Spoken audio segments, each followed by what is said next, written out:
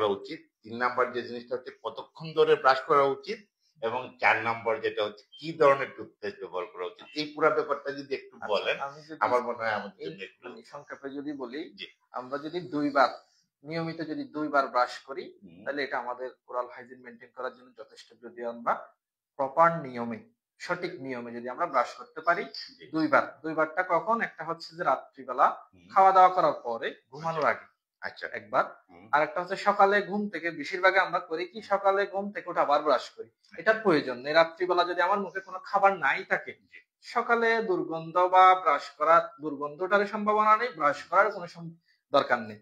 তো সকালবেলা খাওয়া দাওয়া করে আমরা সবাই কাজে বের হই, সন্ধ্যায় ফিরি, সকালবেলা খাওয়া দাওয়া করে একবার ব্রাশ, এই 2 বার ব্রাশ, এটা একটা। এটা করলে আমরা আশা করি যে ওরাল ডিজিজ যেগুলো আছে তার অধিকাংশই কমে যাবে।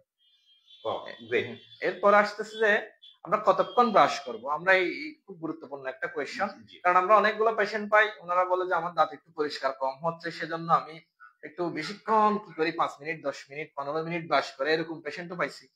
তো 2 থেকে 3 মিনিট ব্রাশ করা যথেষ্ট। ব্রাশটা চারোদিকে, দাঁতের চারপাশে, হ্যাঁ, আমরা যদি একটু ব্রাশটাকে একটু 45 ডিগ্রি অ্যাঙ্গেলে কি করি, একটু ঘুরিয়ে ঘুরিয়ে, 2টা পদ্ধতি বলা হয়, যে একটা হচ্ছে যে ঘুরিয়ে ঘুরিয়ে চারিদিকে কি করা, ব্রাশ করা, আর একটা হচ্ছে যে 45 ডিগ্রি অ্যাঙ্গেলে ধরে নিচ থেকে উপরে, উপর থেকে নিচে, নিচ থেকে উপরে, উপর থেকে নিচে, যাতে আমার মাড়িগুলোর উপর এক্সট্রা প্রেশার না পড়ে। আচ্ছা, এটা একটা। দ্বিতীয়ত হচ্ছে ভিতরের দিকেও এরকম, ভিতর দিকে ভালোভাবে কি করা, ব্রাশ করা। আমরা বেশিরভাগ বাইরে ব্রাশ করি, ভিতরে ব্রাশ করতে আমরা একটু তাড়াহুড়া করি। আচ্ছা, এটা একটা। এরপর আসতেছে যে কতক্ষণ ব্রাশের কথা বললাম, এরপর আসতেছে কোন টুথপেস্ট, সম্ভবত আমি একটা কোয়েশ্চেন না, ঠিক আছে, আমরা মনে আপনি যেমন কি ধরনের টুথপেস্ট আসলে বাজারে বিভিন্ন ধরনের টুথপেস্ট পাওয়া যায়, যেটা মানে বিভিন্ন জনে বিভিন্ন ভাবে পেশেন্টকে মোটিভেট করার জন্য চেষ্টা করে। তো আমরা যেটা প্রমাণিত, যেটা সায়েন্টিফিক এভিডেন্স আছে, আমরা শুধু সেই কথাগুলোই বলবো যেগুলো ফ্লোরাইড কন্টেইনিং টুথপেস্ট আছে।